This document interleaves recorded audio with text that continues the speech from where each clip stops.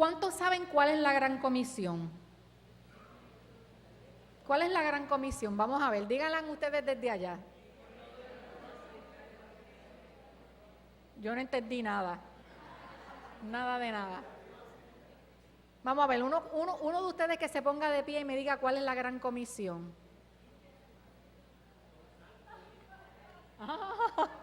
¿Verdad? Por tanto, id y haced discípulos a todas las naciones, bautizándolas en el nombre del Padre y del Hijo y del Espíritu Santo. Esa es la gran misión de la iglesia, dada por Jesucristo. Y esa misión no es otra que predicar el Evangelio y enseñar el Evangelio a toda persona. Todo el mundo está incluido. La misión es de Dios y nosotros ejecutamos esa misión. Pero a mí me parece que la Biblia no tiene una sola gran comisión. También hay otra, que es la que acabamos de leer, que es para los padres, las madres, los abuelos y las abuelas, que es esa que hemos leído en Deuteronomio 4 y en Deuteronomio 6. Yo la voy a leer otra vez, porque quiero leerla en la versión Dios habla hoy. El capítulo 4, verso 9 dice: así pues, tengan mucho cuidado de no olvidar las cosas que han visto, ni de apartarlas jamás de su pensamiento. Por el contrario, explíquenselas a los hijos y a sus nietos. Amén. ¿Sabe? Que es de generación en generación. Luego, Deuteronomio 6, que es el famoso Shema, ¿verdad? Dice: oye Israel, el Señor nuestro Dios es el único Señor.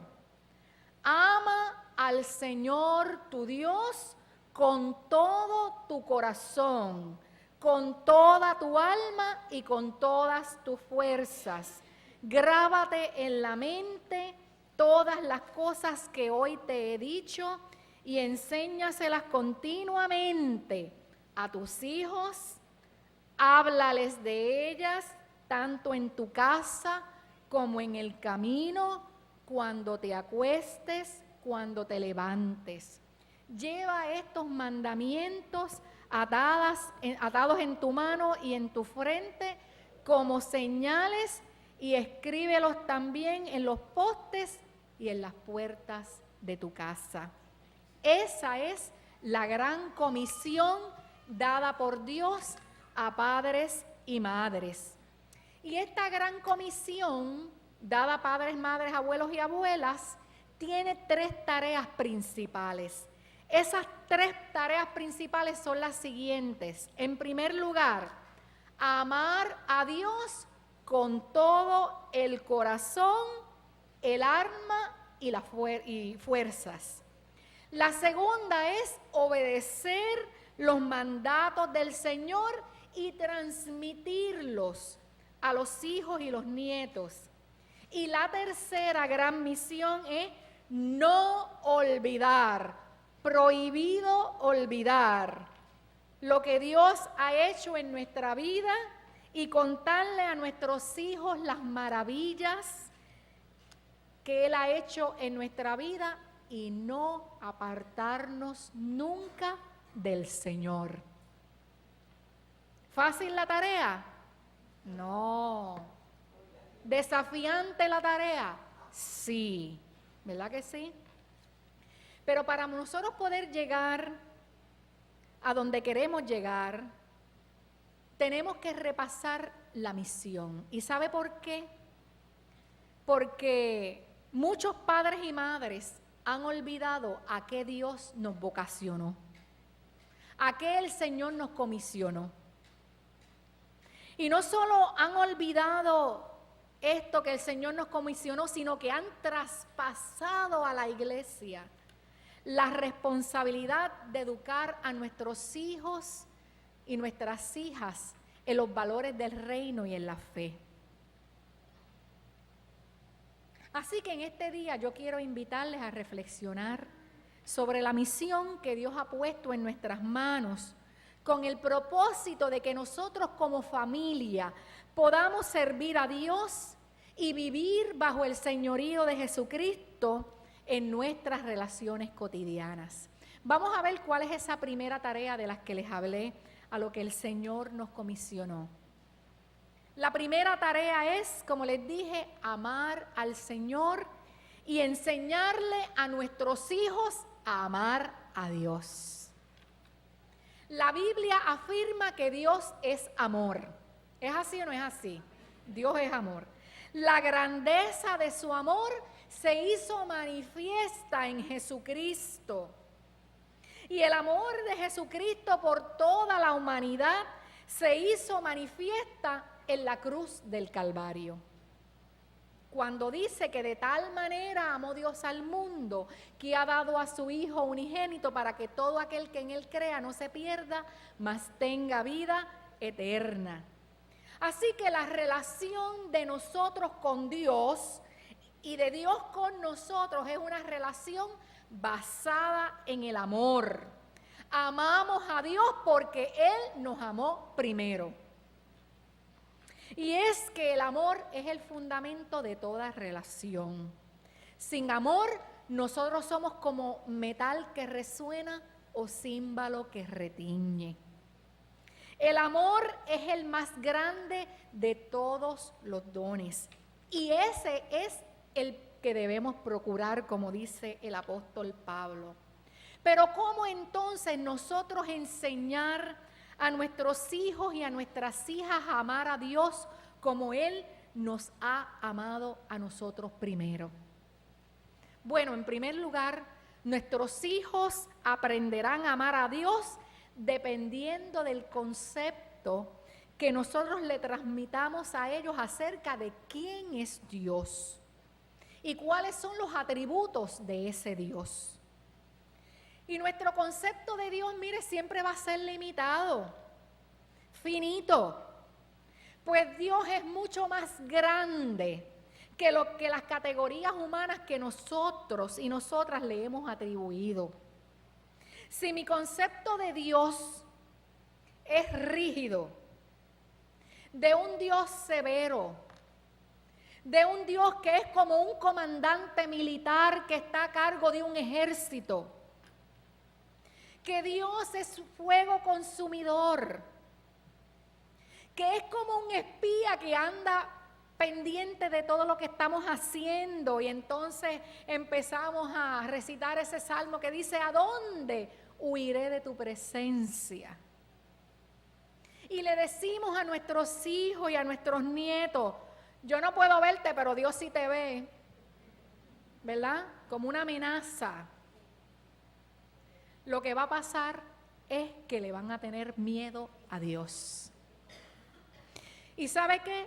El amor y el miedo no son compatibles, porque una relación sana se basa en el amor y no en el miedo.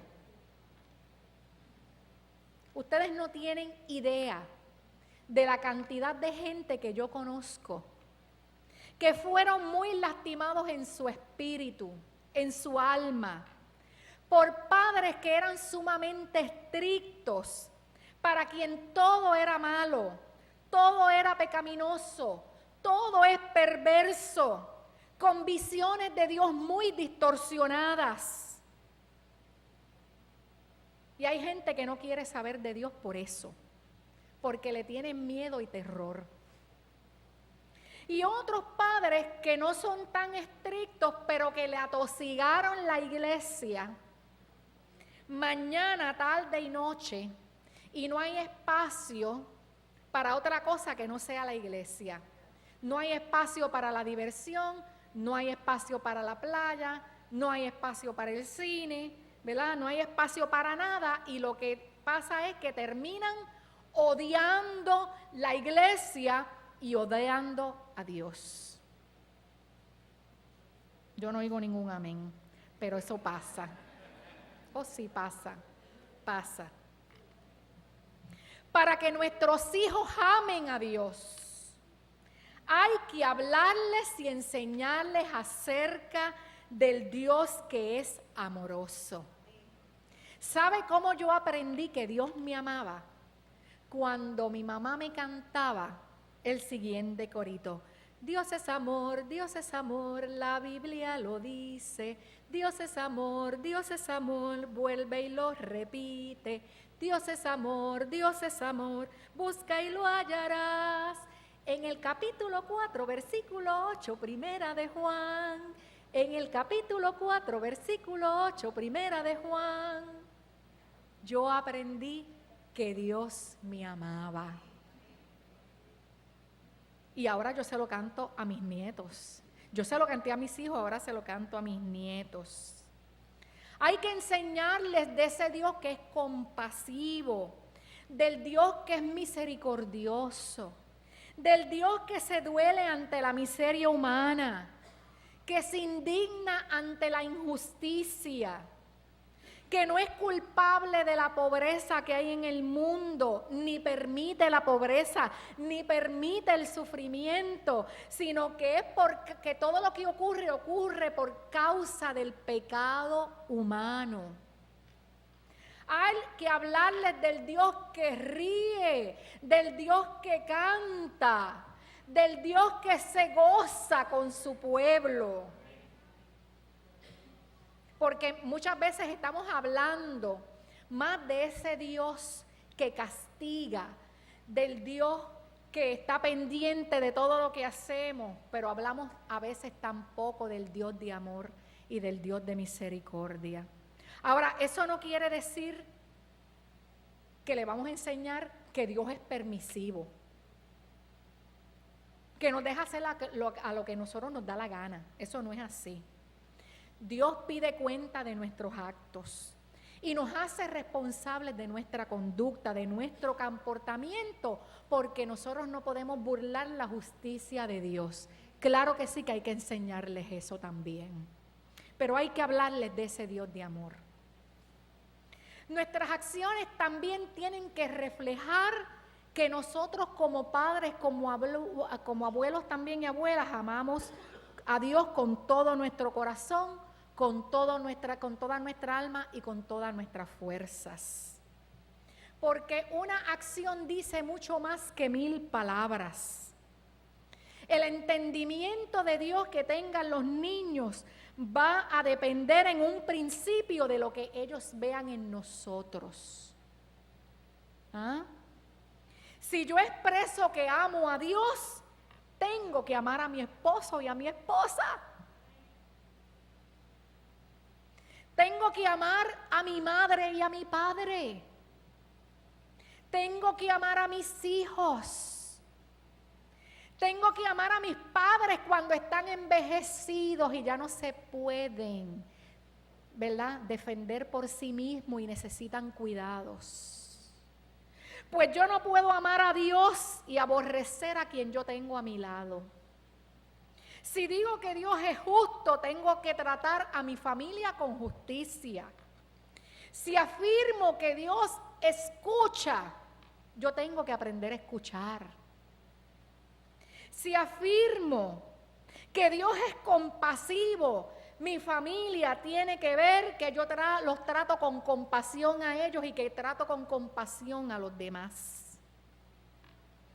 Y que puedo ser compasiva aún ante los errores y los pecados de los demás. Nuestros hijos aprenden a amar a Dios a través de nuestro amor.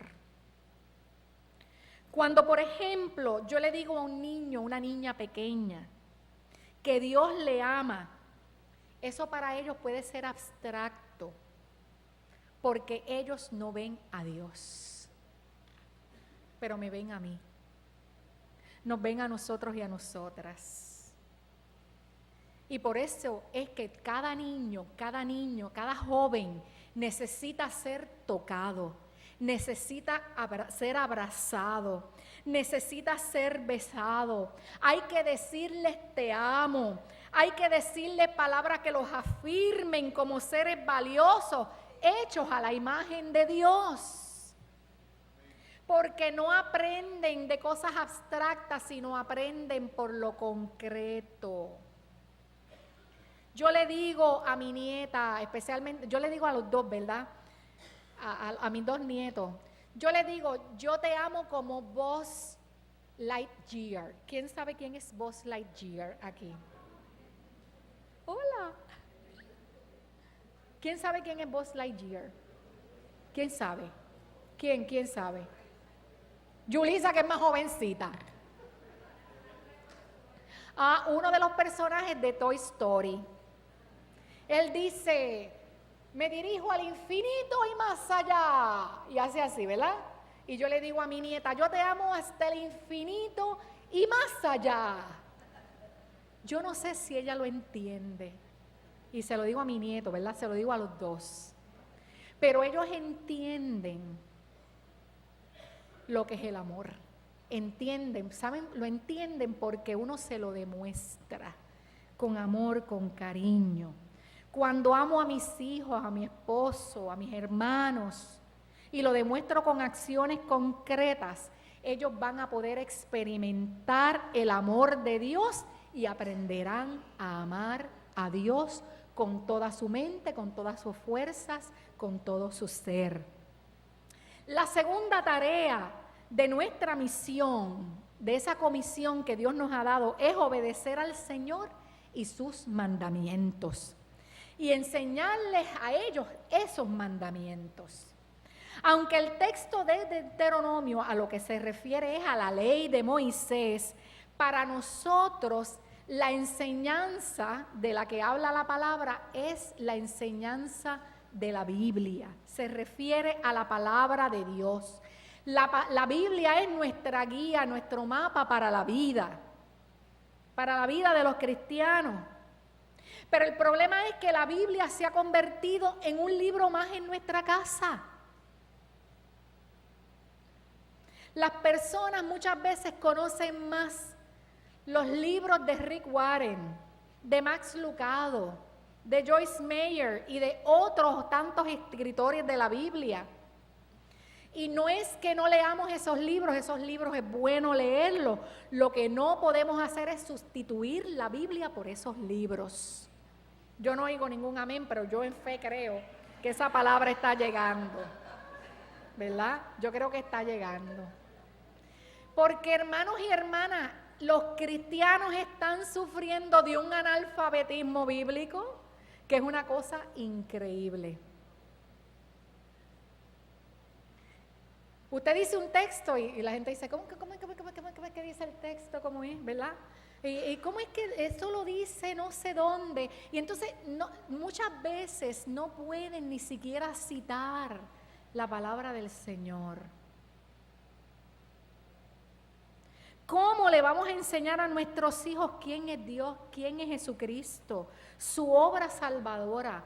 ¿Cómo nosotros vamos a conocer lo que Dios quiere para nosotros si no leemos la Biblia? La Biblia no puede estar de adorno en la casa. La Biblia es para leerla.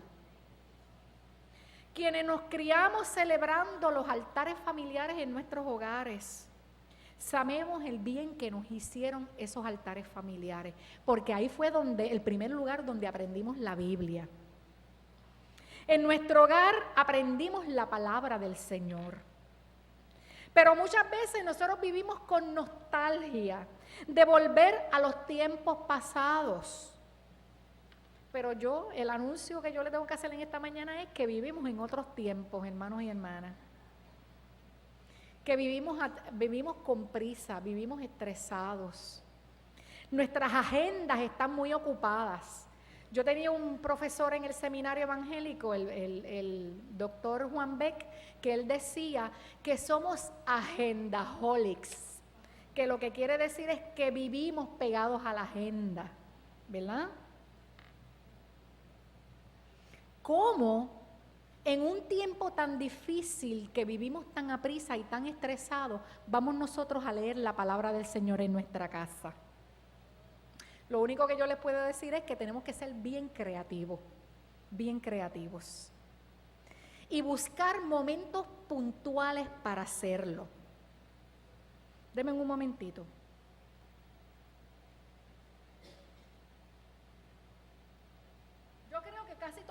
aquí tiene un aparatito de esto, ¿verdad que sí?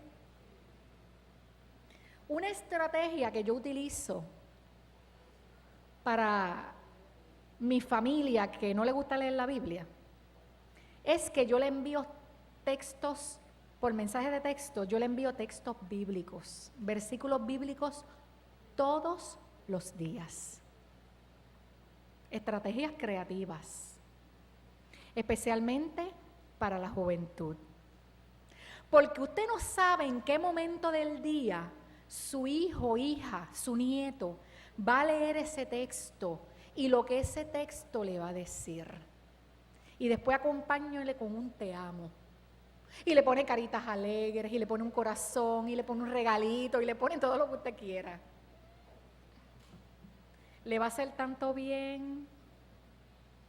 A veces ellos me dicen, ay, ese texto que tú me enviaste llegó en un momento preciso. También usted puede hacer juegos con los niños y las niñas de la Biblia, con los más pequeñitos, hacer jueguitos simples de personajes bíblicos, de textos bíblicos, historias de la Biblia.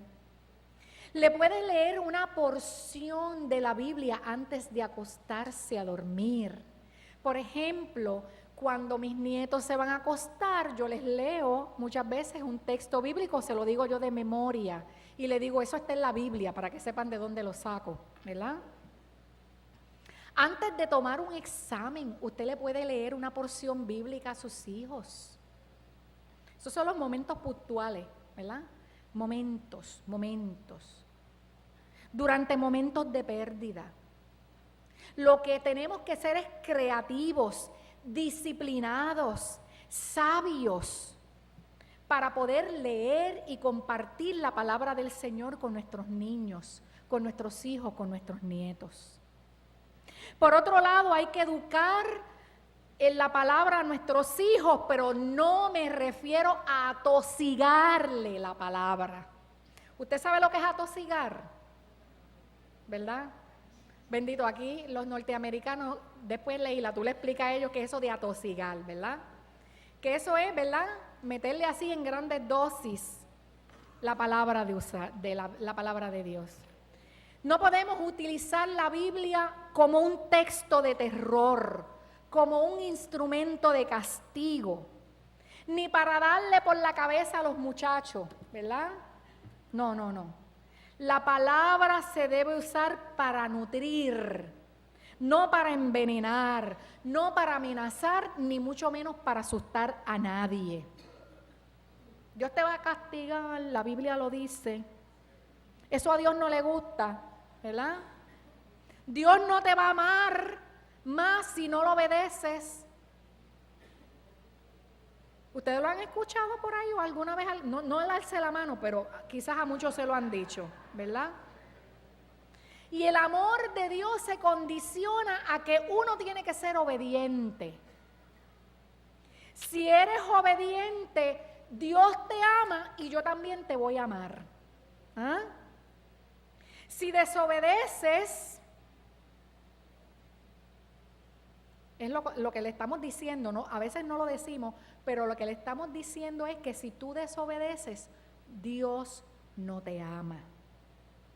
Entonces la obediencia se ve como una obligación y no como un compromiso de lealtad hacia Dios, porque utilizamos mal la palabra, porque esas imágenes que utilizamos de Dios son imágenes distorsionadas acerca del Dios que ama.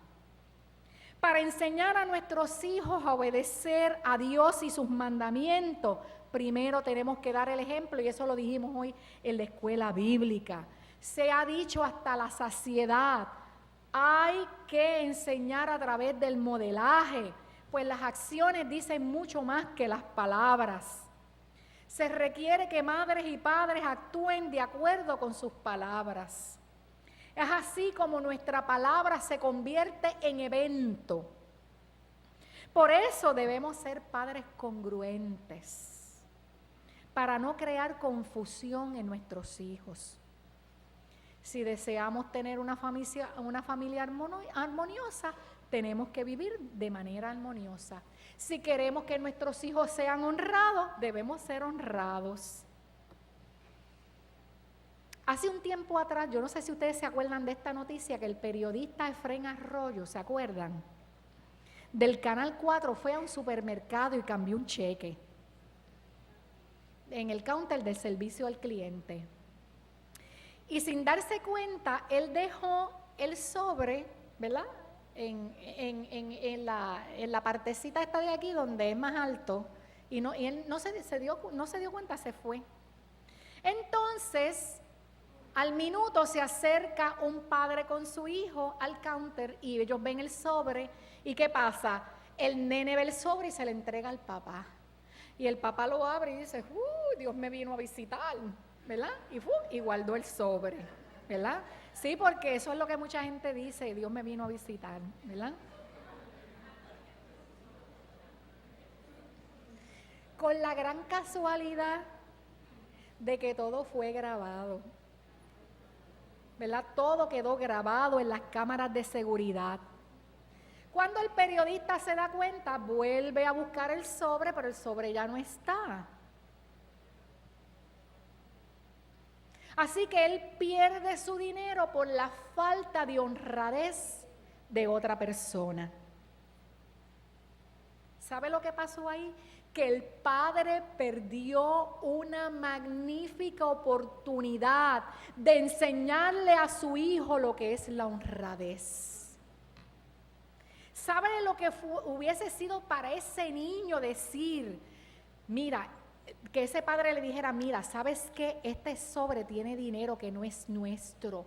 Se lo tenemos que devolver a esta persona para que cuando la persona que lo perdió, ¿verdad?, venga a buscarlo, lo encuentre, porque eso no es nuestro. ¿Sabe lo que pasa ahora? Ahora ese nene entiende que cuando él encuentre algo que no es de él, él se puede apropiar de él, porque como lo vio en su papá, dijo, pues como él lo hizo, yo también lo puedo hacer, ¿verdad? La educación de los hijos comienza con la educación de los padres. Claro está, después ese señor devolvió el dinero, pero lo devolvió porque salió en televisión nacional, ¿verdad? Y dijo, ay, todo el mundo me identificó, ¿verdad? Yo no creo que lo haya devuelto por honradez, lo devolvió por la presión social. Entonces le sigue dando mal ejemplo al hijo. La obediencia y a Dios de su palabra debe surgir de un corazón que ama a Dios, que desea hacer su voluntad, que desea imitar a Jesucristo, que desea hacer lo bueno. No debe ser obediencia por miedo ni para complacer a otras. Tiene que ser una obediencia voluntaria y sincera. Y la tercera tarea de nuestra misión es a no olvidar lo que Dios ha hecho en nuestra vida, a no apartarnos del Señor, sino a contarle a nuestros hijos las cosas que Dios ha hecho en nuestra vida. La memoria es muy importante porque la memoria es ese lugar donde se guardan las experiencias vividas, donde se guardan las experiencias buenas y también las difíciles. Aunque hay memorias que hay que tirarlas al olvido, ¿sabe? En tiempos de dificultad, la memoria nos ayuda a rescatar las experiencias vividas en el pasado y saber cómo nosotros podemos entonces enfrentar el presente. Olvidar conlleva ¿qué? Repetir los errores del pasado. La memoria nos ayuda a recordar de dónde el Señor nos sacó. Bendice, alma mía, a Jehová. No te olvides de sus beneficios. Acuérdate de dónde te sacó, te sacó, te sacó. No te olvides que Él te salvó. No te olvides que Él te sanó y puso tus pies sobre peña y una nueva canción Él te dio, dice el cántico. En estos días que mi suegro está perdiendo memoria, yo empecé a recordarle cómo el Señor había estado con él a través de las diferentes etapas de su vida. Porque a veces en el presente, como está pasando por una situación difícil, muchas veces nos sentimos abandonados, nos sentimos que el mundo se nos acaba, sentimos que ya no hay misericordia ni amor de Dios y alguien nos tiene que recordar que así como Dios estuvo en el pasado, está en el presente y estará en el futuro con nosotros. Que el Señor ha hecho grandes cosas en nuestra vida que no podemos olvidar y que también, por tanto, hay que compartir esas experiencias con otras personas. De la misma manera que nosotros damos testimonio a otras personas, tenemos que compartir con nuestros hijos y con nuestros nietos también lo que Dios ha hecho en nuestra vida, para que eso le pueda ayudar a crecer y a afirmarse en la fe. Pero, ojo, cuidado, porque también hay testimonios que no se pueden compartir a cierta edad, que son testimonios que hay que compartirlos más adelante, o testimonios que si no edifiquen, olvídense de eso. Por otro lado, le quiero hablar a los abuelos y abuelas. Somos nosotros generalmente quienes mantenemos la memoria de la familia. Mantenemos viva la memoria familiar. ¿Por qué? Porque nosotros le contamos a las generaciones que van delante de nosotros las historias de la familia, los recuerdos, le transmitimos los valores. Los abuelos tenemos una gran oportunidad de educar en la palabra y en la fe a los nietos, para que no se olviden cómo Dios ha estado presente en medio de nuestra familia. Una forma extraordinaria de transmitir la fe, ya casi estoy terminando, es cantando, particularmente coritos. Hace un tiempo atrás yo estaba meciéndome en la hamaca con mi nieta Sofía y Sofía me dice: abuela, cántame, así me lo dijo, cántame el que yo era chiquita. Y yo decía, cántame el que yo era chiquita. Y yo decía, Dios mío, el que yo era chiquita. Usted sabe, porque yo canto mucho, yo era maestra, así que yo canto y canto y canto y canto y hablo mucho también, ¿verdad? Y entonces yo empecé a hacer memoria. Y es que ella me estaba pidiendo que le cantara el corito que yo le cantaba cuando ella era bien pequeñita, que yo la dormía a ella y a mi nieto, a los dos, los dormía con ese cántico: cuán bello es el Señor, cuán hermoso es el Señor, ¿verdad? Pues yo se lo cantaba.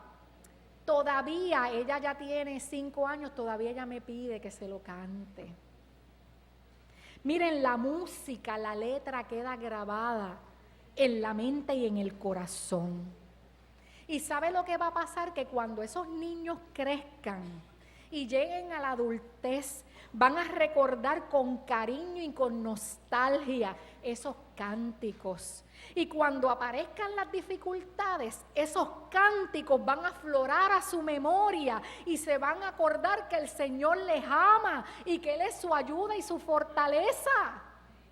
Y se van a acordar de la abuela que le cantaba en la hamaca, y de la abuela que le cantaba cuando estaba durmiendo, y de la abuela que le cantaba cuando jugaba. Va a ser una gran bendición para su vida. Así que de la misma manera nosotros tenemos que comunicar esa palabra del Señor. Concluyendo, hace varios domingos atrás yo tuve la oportunidad de ir a la iglesia a la que está asistiendo mi hija. Y ese día a ella le tocaba dar clases a los niños pequeños de 3 a 5 años. Y al terminar el culto yo me dirigí a la parte de atrás. Yo tenía cierta preocupación porque yo decía, ay, esta es una iglesia independiente, yo no sé cómo es la teología, ¿verdad? Uno se preocupa. Y yo tenía mis preocupaciones, ¿no? Y yo voy a la parte de atrás y yo la veo a ella recogiendo las sillas, recogiendo las mesas, recogiendo los materiales. Y detrás de ella venían mis 2 nietos diciendo, mami, te vamos a ayudar.